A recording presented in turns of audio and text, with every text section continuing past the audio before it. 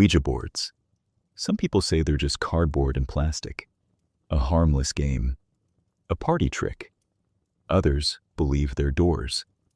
Not doors you can see, but doors you open the moment you decide to ask a question and wait for something to answer. Tonight's stories are about Ouija boards, but more importantly, they're about choice, about curiosity mixed with boredom, about peer pressure, innocence, and moments when someone says, "Just once, what's the worst that could happen?" Because sometimes nothing happens right away. Sometimes the night ends normally, and sometimes the consequences take their time. Before we begin, Midnight members, tell me, where are you listening from tonight? Drop your city, state, or country in the comments. I read every single one, and I love seeing how far this community reaches. And if you enjoy these stories, please like, share, and subscribe. Your support truly helps this channel grow and allows me to bring you more quiet, unsettling stories like these. Stories meant for the late hours when the world feels thinner. Now, take a breath, lower the lights, and listen carefully. Welcome to Mr. Bones' Midnight Society, Episode 7. Now, let the nightmares begin. When my husband told me the job offer was in New England, my first thought was that we would finally get seasons again. Real ones.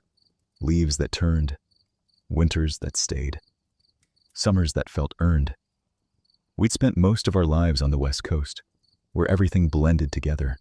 Sun, traffic, sameness.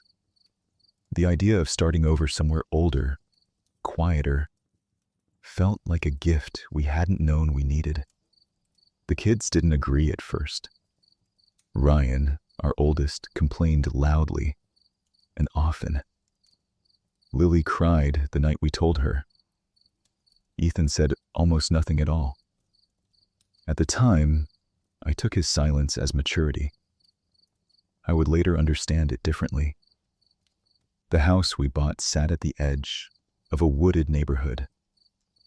2 stories, white siding, narrow windows that let in just enough light to feel private. The woods behind it weren't deep, but they were dense enough that you couldn't see far once you stepped inside them. The first few weeks passed like any other move. Boxes, schedules, new schools, new grocery stores. Lily adapted fastest. Ryan retreated into his room. Ethan faded. At first, it was subtle.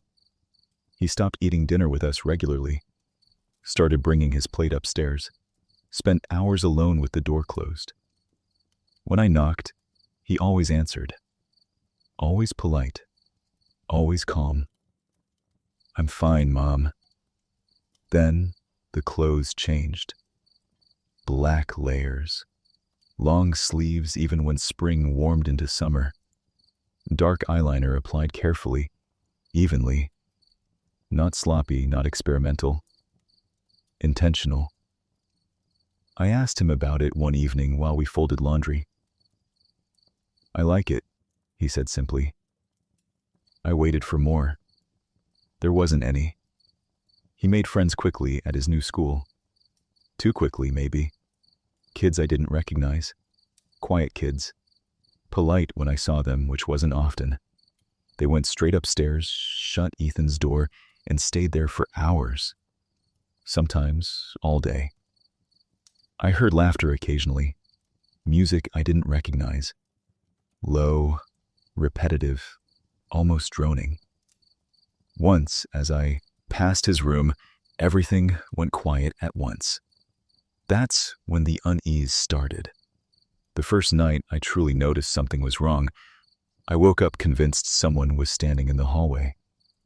That certainty came before sound, before logic, before fear. I lay there staring into the dark, listening for footsteps that never came. When I finally slept again, it was shallow and restless. The next morning, Ethan was already awake, sitting at the kitchen table, staring at the wall. "Did you sleep?" I asked. He blinked slowly as if focusing took effort. "It's quieter when I don't fight it," he said. I laughed automatically. "Don't fight what?" He smiled. "I'm kidding." But the smile didn't reach his eyes. The day Mark found the board was the day I stopped pretending this was a phase. He'd gone upstairs to call the boys down for lunch. Ethan's door was closed. He knocked. No answer. When he opened it, he stopped short. The room felt heavy, he said later, like walking into humid air after rain. Ethan and 3 friends sat on the floor in a loose circle. Candles burned low, wax dripped unevenly onto the carpet. In the center was a large piece of cardboard covered in marker. Letters, numbers, yes, no. An upside-down glass rested in the middle. "What is this?" Mark asked. Ethan didn't look surprised. "Just a game." Mark didn't shout. He didn't need to. The candles were blown out, the board ripped in half, the glass thrown away. The boys were told to leave immediately and not to come back. Ethan didn't argue. That scared me more than if he had. For a while, things seemed to improve. He came back downstairs, ate meals with us, helped Lily with her homework, apologized for worrying us. I wanted to believe it was over, but the house felt wrong. Doors began opening slightly on their own, not wide, just enough to notice. Footsteps echoed at night when everyone was accounted for. Objects moved, but only inches. I'd set my keys down and find them turned the opposite direction, a chair pushed in when I knew I'd left it out. Ethan started standing in doorways, watching. Sometimes I woke and saw his silhouette framed in our bedroom door. "Ethan," I'd whisper. He'd blink, startled. "Sorry, I didn't mean to wake you." Mark suggested therapy. Doctors ruled out sleep disorders, anxiety, depression. Ethan passed every test. The counselor described him as guarded. One night, Ethan sat on his bed and said something I still hear in my dreams. "I don't think it's attached to the house," he said quietly. "I think it's attached to me." My throat tightened. "What do you mean?" He looked at his hands. "I didn't say goodbye." That was the night I realized we were out of our depth. Calling the paranormal investigation team felt humiliating, desperate, like admitting we had failed our own child.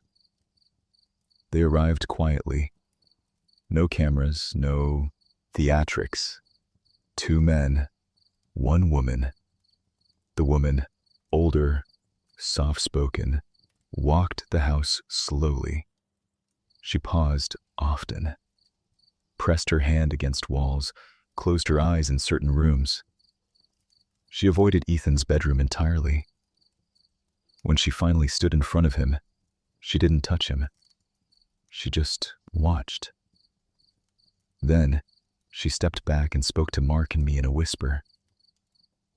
"This didn't come from the house," she said. "It attached during contact." "What kind of contact?" I asked, though I already knew. Her mouth tightened. "This isn't familiar," she said. "It doesn't behave like something human." I felt something cold settle in my stomach. She recommended a priest. The priest arrived 2 days later. He was calm, tired-looking, ordinary. The blessing took hours. No shouting, no violence, no spectacle, just exhaustion. The air felt thick, like breathing through fabric. Ethan trembled, whispered fragmented phrases under his breath. Things that didn't sound like English. The priest paused often, resting his hand on the table, catching his breath. At one point, Ethan looked at me and whispered, "It doesn't want to leave." The priest said quietly, "It doesn't have to." When it ended, Ethan collapsed into my arms, sobbing like a child. The house felt peaceful afterward.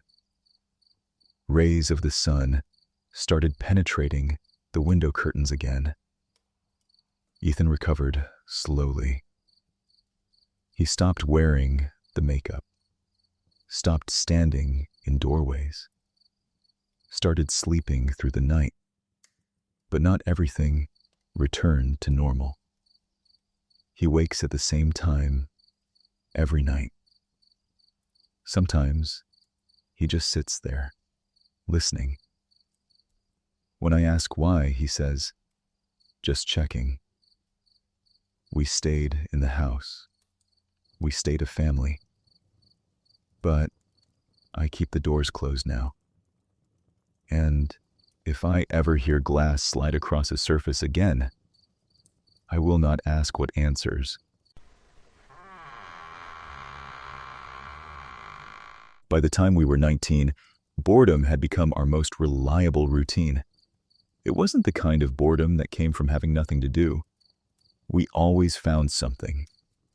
It was the boredom of repetition, the kind that creeps in when you've been doing the same things with the same people in the same town for so long that even fun starts to feel predictable. There were 4 of us. Me, Caleb, Marcus, Jonah. Most nights, we ended up at the same late-night pizza joint off the highway. It had those plastic booths that stuck to your skin if you wore shorts, and a counter where the soda machine always tasted like every flavor at once. The place smelled like baked dough and fryer oil, and the workers looked at us the way people look at regulars they don't know the names of but recognize immediately. We'd sit there until past midnight, picking at crusts, telling the same stories as if they were new. Other nights, it was PlayStation at Marcus's house. His parents slept early, and his living room had the perfect setup. Big TV, comfy couch, the kind of space that made you forget time was moving. We'd rotate controllers, argue about who was cheating, laugh too loud at things that weren't actually funny, and then step outside at 2 a.m, feeling like we'd just been underwater. Sometimes we didn't even do that. Sometimes we just sat in driveways. You'd be surprised how many hours you can spend leaning against a car, talking about nothing, staring at the dark, listening to a distant train. We weren't unhappy. We were just restless in that specific way young men can be, convinced something should be happening to them, like life owed them a moment that would define the year. Caleb was always the one who tried to manufacture that moment. If we were a little universe, Caleb was the thing that kept it spinning. He hated quiet, hated stillness, hated anything that felt like waiting. He needed reaction, laughter, groans, arguments. If a night started to settle into calm, he'd poke it until it moved again. That's why, when he said what he said, it didn't land like a random idea. It landed like the next logical step in his constant war against boredom. We were sitting in Marcus's driveway, early spring air still cold enough to make your hands ache when you left them exposed. Jonah was scrolling through his phone. Marcus was half listening, half watching a neighbor's porch light flicker across the street. Caleb leaned back against his car, grinning at something in his own head. "We should do something actually creepy," he said. Jonah didn't look up. "We always do creepy. We ate pizza from that place that definitely violates health codes." Caleb laughed. "Not that kind of creepy." Marcus narrowed his eyes. "What kind then?" Caleb tilted his head like he was presenting a prize. "Breaking into the old cemetery." I laughed automatically because it sounded like a joke, like something you say just to get a reaction. Marcus didn't laugh at all. "That's a stupid idea," he said immediately. "That's how people get arrested." Caleb shrugged. "Relax, it's not like breaking into a bank, it's a cemetery." "It's still trespassing," Marcus said, "and it's disrespectful." Caleb's smile twitched, like he was impressed Marcus had made a moral argument. Jonah finally looked up. "Why would we even do that?" Caleb spread his hands. "Because we're bored. And because it's there. And because we can."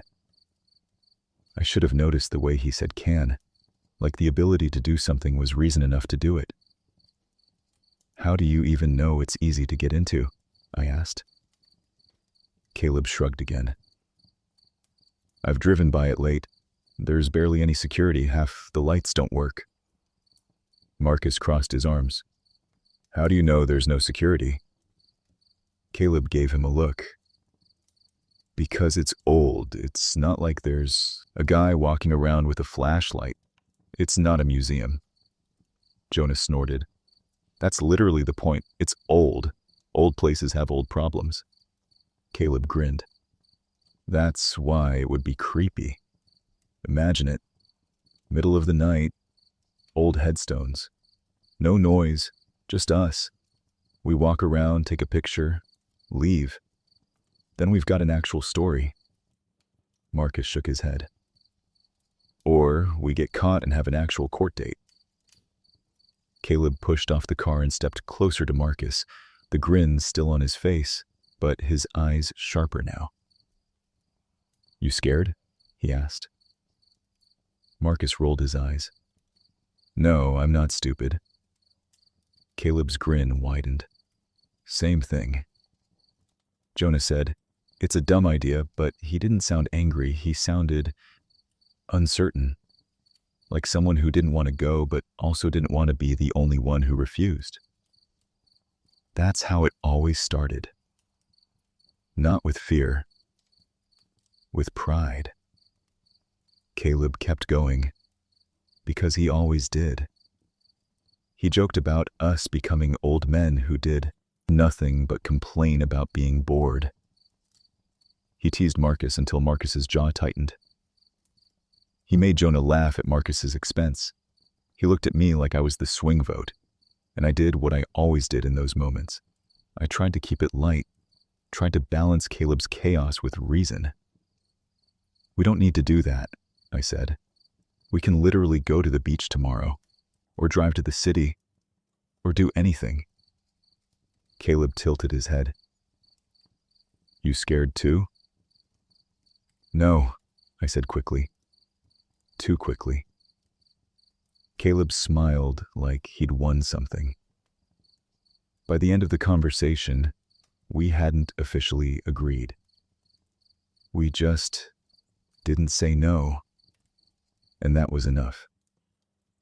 2 nights later, we found ourselves parked a block away from the cemetery, staring at each other in silence, like we'd only just realized what we were about to do. The street was empty, houses dark, the kind of quiet that made your own breathing feel loud. Jonah rubbed his palms on his jeans. "We can still bail," he said. Marcus nodded immediately. "Yep, we can go get pizza. No one has to know." Caleb leaned forward in the driver's seat and pointed toward the cemetery entrance, visible at the end of the street where the road dipped slightly. "You guys are seriously backing out?" he asked, voice low, like he couldn't believe it. Marcus stared out the window. I'm not saying we're backing out, I'm saying it's stupid. Caleb laughed softly. That's the point. It's supposed to be stupid. That's what makes it a story. Jonah said, I don't like this. But he opened the car door anyway. I followed, partly because I didn't want to be the one who stayed in the car, partly because the idea had started to feel like a test we'd already signed up for. We walked toward the cemetery with our hands in our pockets, shoulders hunched against the cold. No one played music. No one joked. That was the first sign we weren't as fearless as we pretended. The cemetery gate was old iron, paint chipped in places, hinges that probably hadn't been oiled in decades. A simple chain hung loose, more symbolic than functional. Caleb tugged gently. The gate shifted with a soft, metallic groan. Marcus winced. That's loud. Caleb grinned. No one heard it. But his voice didn't sound fully confident. We slipped inside. The moment we crossed the threshold, the air felt different. Not colder, just still, like the cemetery held its breath. Trees crowded the edges, branches tangled overhead. The path curved inward and disappeared between rows of headstones that leaned like tired teeth. There were lights, old lampposts, but most of them were out. The ones that worked cast weak circles of yellow that didn't reach very far. Our footsteps sounded wrong on the gravel path. Too loud, too sharp. This is dumb, Marcus muttered again. Caleb gave a half laugh, but it didn't have its usual bite. Relax. We walked deeper, the headstones getting older the farther we went. Names worn down. Dates that made my stomach tighten when I realized just how long people had been resting here. Jonah's flashlight flicked on and off as he adjusted his grip. Don't shine it on every stone, Marcus said quietly. That feels disrespectful. Jonah lowered it. I'm just trying to see where I'm stepping. The truth was, the cemetery wasn't the scary part yet. The scary part was the feeling that we were somewhere we weren't meant to be at this hour. Like we'd stepped into a place that didn't recognize us. Caleb led us to an open patch of grass near a large, old tree. There were headstones nearby, but spaced farther apart. The tree's branches reached overhead like claws. Caleb crouched and unzipped his backpack. When he pulled out the cardboard, Marcus stared like he'd been slapped. You brought that? Marcus whispered. Caleb grinned, but this time it looked forced. Just in case. The cardboard was folded and creased. Letters scrawled in marker. Numbers. Yes, no. The whole thing looked like a bad school project. Jonah frowned. You made that tonight? Caleb shrugged. Yesterday. Marcus's voice tightened. No. Absolutely not. Caleb held up a hand. Relax. It's just for fun. Marcus shook his head harder. It's not fun, it's stupid. Caleb leaned closer, lowering his voice like they were sharing a secret. You don't even believe in it. That's not the point, Marcus said. Caleb's grin sharpened. Then what's the point? You're scared of cardboard? Marcus opened his mouth, then shut it. Jaw clenched. Jonah glanced at me, then at Marcus. We don't have to, he said. Caleb looked at all of us one by one, his gaze lingering on each face like he was counting votes. I felt something ugly in my chest. Pride, maybe. The desire not to be the one who ruined the night. The desire to keep the group's energy intact. "We're already here," I said quietly, and the moment the words left my mouth, I regretted them. Marcus looked at me like I'd betrayed him. Caleb's grin returned, satisfied. "Exactly." He placed the board on the grass and pulled out a coin. Coin?" Jonah asked. Caleb shrugged. "Moves easy." Marcus muttered something under his breath that sounded like a prayer, which would have been funny if it hadn't made the hair on my arms rise. We sat in a loose circle, knees in damp grass, the cemetery silent around us. Caleb placed the coin in the center. "Everyone put a finger on it," he said. Marcus hesitated. Jonah did it quickly, like ripping off a bandage. I placed my finger lightly on the coin, already planning to blame Caleb if anything went wrong.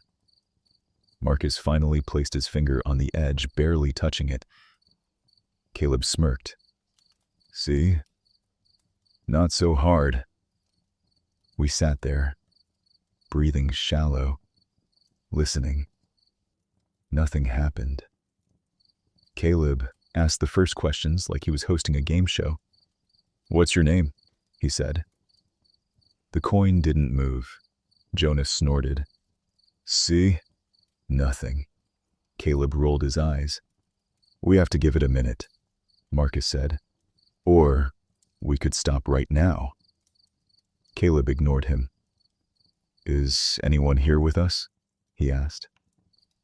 The coin stayed still. We waited. The silence stretched long enough for my heart to start slowing again. Then, the coin shifted. So slightly I almost convinced myself I imagined it. Jonah's eyes widened. "Did you do that?" Caleb laughed. "No." Marcus's voice came out tight. "Someone pushed." "I didn't," Jonah said quickly. "Neither did I said. Caleb said, Okay, probably one of us did it by accident." The coin shifted again. This time, it moved deliberately, sliding a fraction of an inch toward yes. Jonah jerked his hand back. "Nope," Caleb frowned. "Put your hand back." "I'm not doing this," Jonah said, voice shaky. Marcus pulled his hand away too, as if Jonah's fear was contagious. That left me and Caleb touching the coin. The coin moved again. Caleb's face lost color. "Okay," he said slowly. "That's weird." "Stop," Marcus said firmly. "We're done." Caleb stared at the coin like it had insulted him. "Hold on. Just one more." Marcus snapped. "No." Caleb's eyes flicked toward Marcus, and that old instinct kicked in, his need to win the room. "You're really backing out?" he asked. "After all that talk?" Marcus glared. "This isn't about talk." Caleb's grin returned, forced. "It is. You're scared." Marcus's face tightened, and I saw the second he decided he'd rather be scared than be called scared. He put his finger back on the coin. Jonah reluctantly followed. So did I. Caleb asked, quieter this time, "Did we bother you?" The coin moved. Not to yes. Not to no. It slid in a small circle, slowly, like it was thinking. Marcus whispered, "Someone's doing that." Caleb said, "I'm not."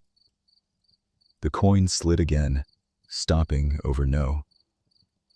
Jonah exhaled shakily. "Okay, cool. It's nothing." Caleb swallowed. Ask something else. Marcus snapped. No. But Caleb was already speaking. Are you someone who's buried here? He asked. The coin moved to yes. My stomach dropped. Jonah laughed nervously. Okay, this is definitely one of you. Marcus's voice sounded smaller. It's not me. The coin started moving again before Caleb spoke. It slid to the numbers.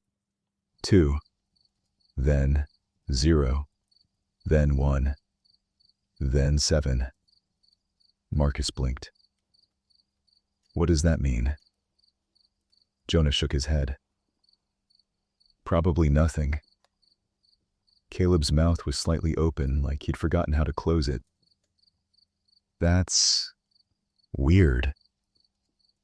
I wanted to stop.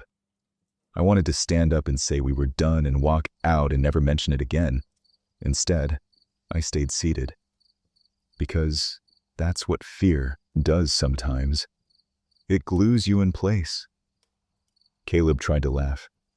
Okay, if you're real, give us a sign. Marcus hissed.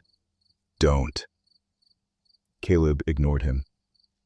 The coin slid off the board. It didn't fall randomly. It moved in a straight line across the cardboard, over the edge, onto the grass, and stopped. We all stared at it. Jonah whispered, "That was wind." There was no wind. The trees were still. The cemetery was silent. The coin just sat there, gleaming faintly in the weak light. Marcus stood up abruptly, wiping his hands on his jeans like he'd touched something dirty. "We're done," he said. "Now." Caleb reached for the board, and that's when Jonah said, very quietly, "Guys," his voice had changed. It had that tone people use when they see something they don't want to describe. We all followed his gaze. Between 2 rows of headstones, at the edge of the weak lamplight, something stood. At first, my brain refused to form it into anything. It was just darkness, shaped like darkness, the kind of shadow you'd expect in a place with poor lighting. But then it shifted slightly, and my body reacted before my mind. It was tall, too tall, and thin in a way that didn't feel human. No face, no features, just a shape, darker than the surrounding dark, as if the night itself had thickened into something solid. It didn't rush us. It didn't make noise. It just stood there, watching. The way you watch something you're waiting on. Jonah's voice came out as a whisper. "Is that a person?" Marcus shook his head, eyes wide. "No." Caleb said nothing. For the first time since I'd known him, Caleb looked like he didn't have words ready. The coin sat on the grass near the board like it belonged there. The shape didn't move. And in that stillness, I realized something that made my stomach twist. It wasn't curious. It wasn't surprised. It looked like it had been there the whole time, like it had heard us coming before we arrived. Marcus bent down, grabbed the board, and shoved it toward Caleb. "Put it away." Caleb's hands trembled as he snatched it up. Jonah whispered, "Don't run." That should have sounded smart. It didn't. Because the second he said it, the shape moved. Not toward us. Just adjusted. Like it was stepping around a headstone. Like it was changing its angle to keep us in view. That tiny motion, that simple shift, was worse than a sprint, because it felt intentional. controlled. Caleb made a sound that wasn't a laugh or a sob, just a broken exhale. Marcus grabbed Jonah's sleeve. "We're leaving." Caleb stuffed the board into his backpack, but his movements were clumsy. The zipper snagged. His fingers fumbled. The shape moved again. Closer. Not fast. Just closer. I stood up so quickly my knee slipped in the grass and I had to catch myself on a headstone. Jonah's flashlight dropped, clattering against the stone at the base of a grave. The sound was loud in the silence. The shape stopped moving. And for one terrifying second, everything froze. We didn't breathe. We didn't speak. Then Marcus said, "Go." And we ran. Not sprinting at first, not chaotic. We moved fast, stumbling over uneven ground, cutting between headstones, not caring anymore about disrespect or rules or whether this was a prank, because something about that shape felt like a boundary had been crossed. We hit the gravel path, shoes sliding, lungs burning. The gate was farther than it had felt on the way in. The cemetery seemed larger now, stretched by fear. Caleb was ahead, backpack bouncing, breath coming out in harsh bursts. Jonah stayed close to me, whispering, "Go, go, go," like the words could make us faster. Marcus was behind us, and every time I heard him stumble, my heart jumped. We didn't look back. That was a rule my body set without consulting my mind. Don't look. Don't give it the satisfaction. Don't confirm how close it is. We reached the gate, and Caleb shoved it open so hard it banged against the fence. We spilled out onto the sidewalk like we'd been ejected. The street looked normal. Dark houses, empty road, a distant streetlight humming. That normalcy felt wrong too. Because the cemetery was still behind us, silent as ever, as if it hadn't noticed we'd been there. We ran to the car. Caleb fumbled the keys so badly he dropped them twice. Marcus snapped, "Give them to me," and yanked them out of his hand, jamming them into the ignition. The engine turned over with a sound that felt like salvation. We slammed the doors and drove. No one spoke for the first 5 minutes, not because we were trying to process it, because we were afraid that speaking would make it real in a different way. Eventually, Jonah said, voice barely audible, "What was that?" Marcus kept his eyes on the road. "I don't know," Caleb whispered. "It was someone messing with us." None of us answered, because even Caleb didn't sound like he believed himself. We didn't go to the pizza place. We didn't go back to Marcus's house. We went to my place because it was closest, and because my parents were out of town that weekend, and because we needed somewhere with lights and walls that didn't smell like old earth. We sat in my living room with every light on. We didn't play games. We didn't joke. We just sat there, 4 guys who were suddenly aware of how thin our confidence had been. At one point, Marcus said, "We shouldn't have done that." Jonah nodded. "We shouldn't have even thought about it." Caleb stared at the floor. His foot bounced constantly, like his body hadn't learned how to be still again. I waited for him to make a joke. He didn't. That was when I realized something else. Caleb wasn't thrilled by the story. He wasn't excited to tell anyone. He looked ashamed. Not because we'd trespassed, because he'd pushed us into it. Because, for the first time, his need to create a moment had created something none of us wanted. The next day, we met up again, like we always did, but it was different. We didn't talk about the cemetery directly. We circled it like animals circling a place they'd been hurt. Marcus said, "I looked it up. There aren't any security guards there. At all." Jonah said, "Then why did it feel like we were being watched?" Caleb said, "Maybe someone homeless lives there." Marcus shot him a look. "That wasn't a person." Caleb flinched. "We never went back. Not even during the day. We never told anyone else.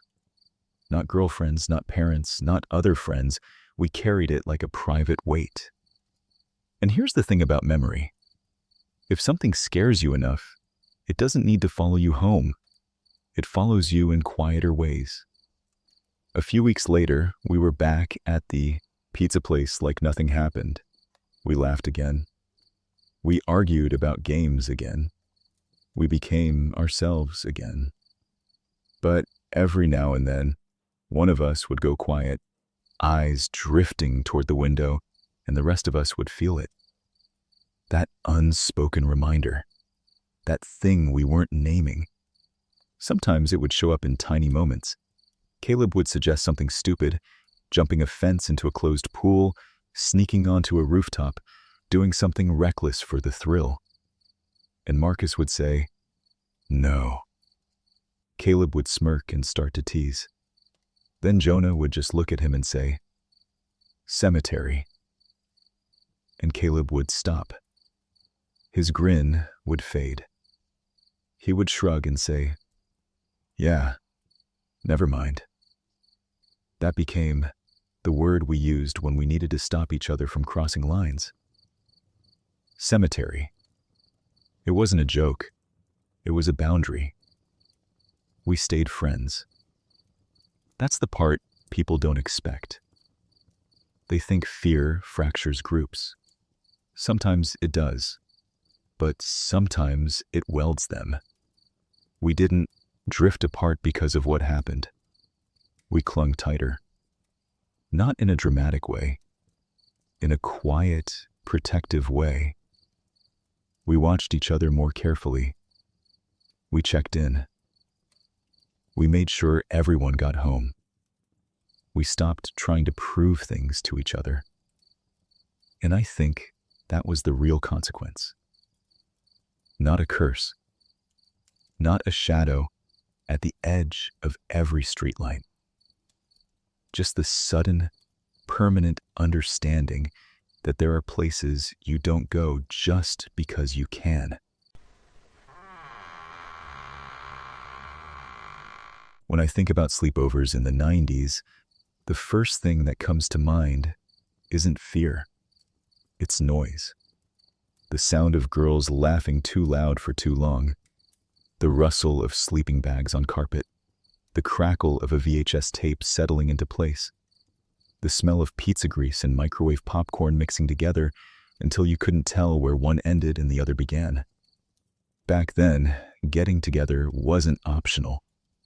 There were no phones glowing in our hands, no group chats, no constant connection. If you wanted to talk, you had to be in the same room. So we were, almost every weekend. I was 16 that summer, old enough to feel grown, young enough to still feel safe in my parents' house. My bedroom was painted a soft lavender that I'd picked myself, walls covered in magazine cutouts, boy bands, actresses, blurry screenshots from MTV music videos I'd paused at just the right moment. That weekend, my parents agreed to let me have a sleepover. 5 girls were supposed to come. Girls I'd known since middle school. Girls who knew which teachers we hated, which boys we pretended not to like, which lip gloss tasted the least like plastic. We planned it the way sleepovers were planned back then. Notes passed in class, whispered conversations by lockers, a phone call on the landline to confirm everyone's parents had said yes.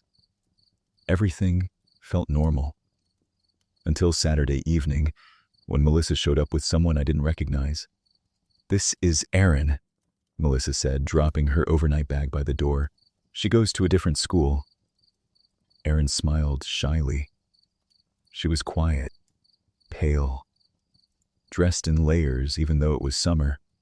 Long sleeves, dark colors. Her hair hung straight and heavy around her face like a curtain. She didn't look scary, just out of place. "Oh," I said, surprised.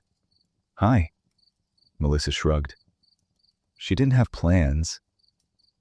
My mom glanced at me, eyebrows raised slightly. "The universal is this okay?"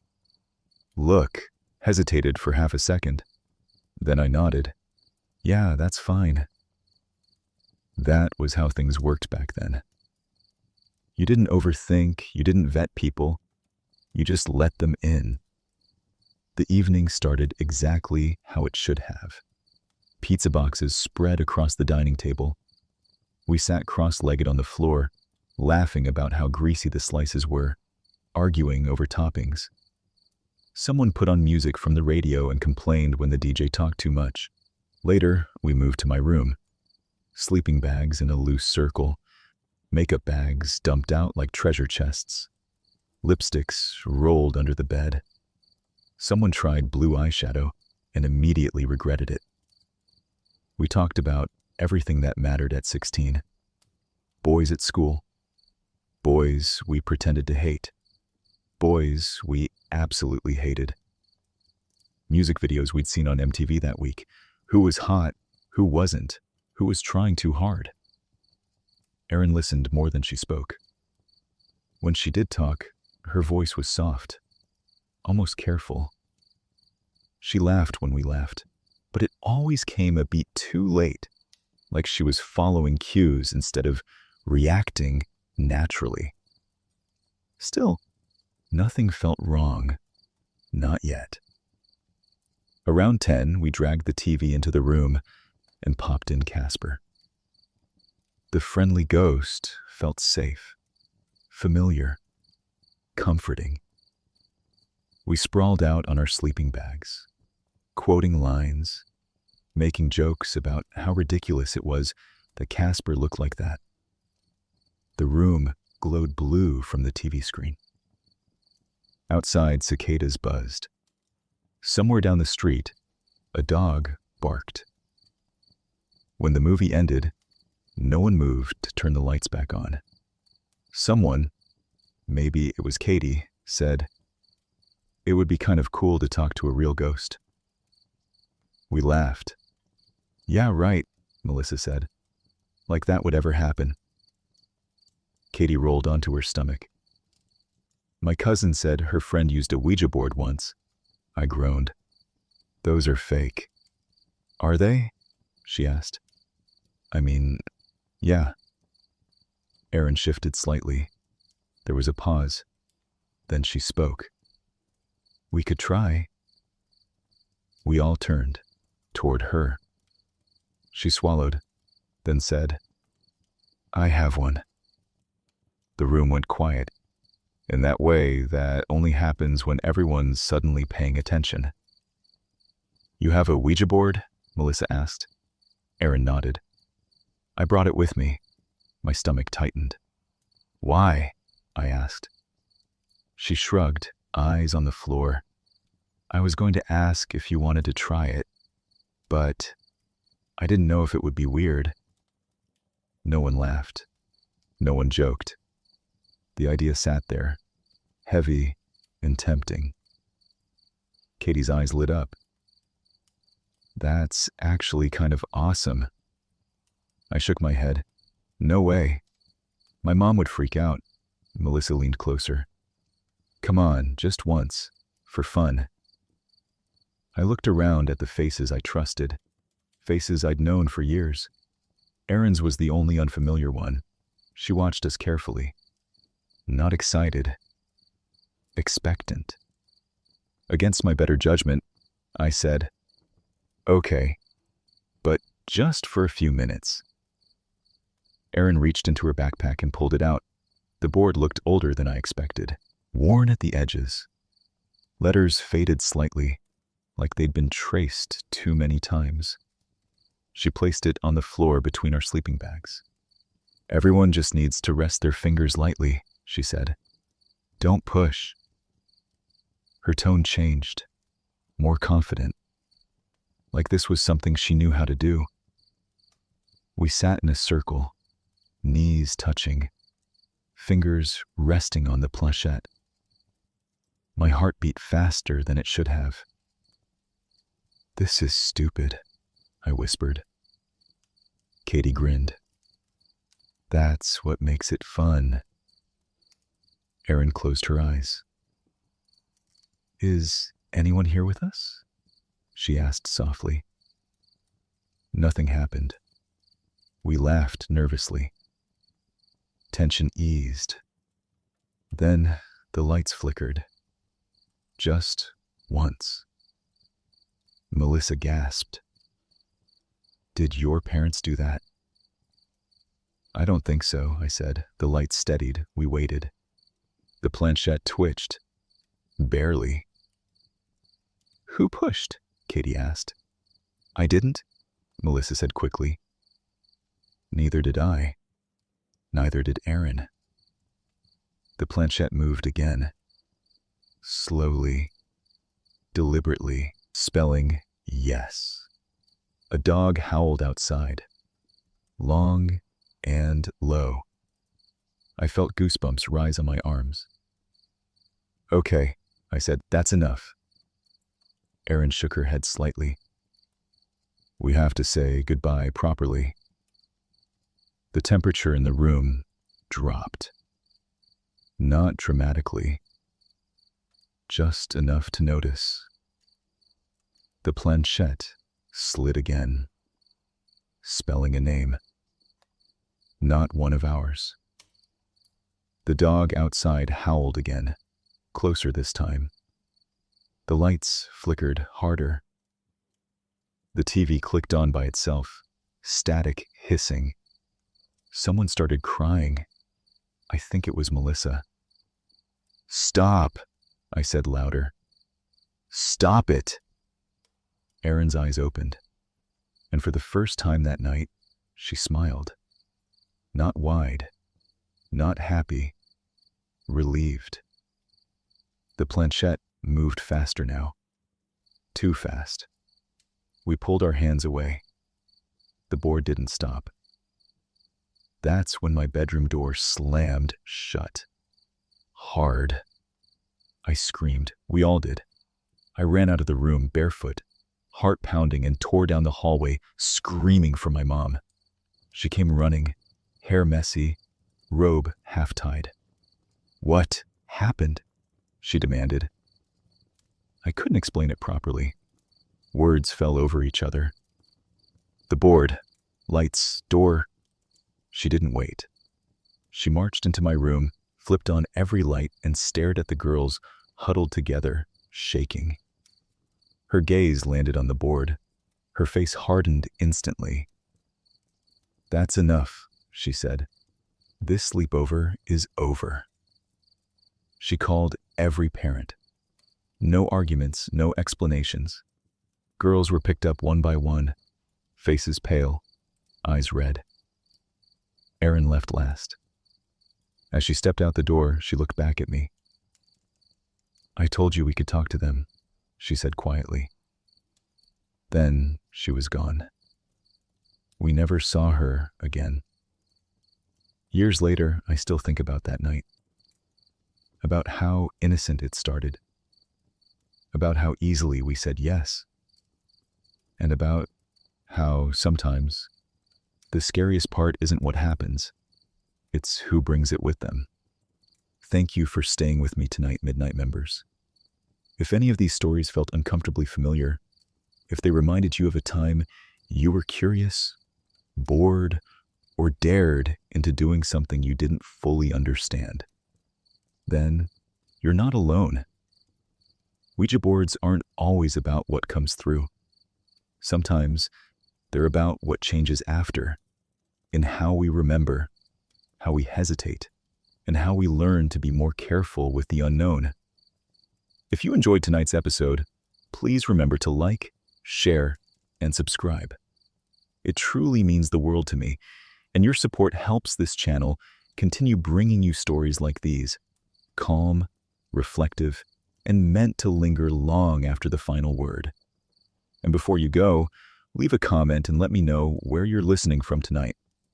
It's always comforting to know how many Midnight members are out there, listening together in the dark. Until next time, be mindful of the questions you ask. Be careful which doors you open. And remember, some answers don't stop speaking just because you stop listening. Sleep well, Midnight members, if you can.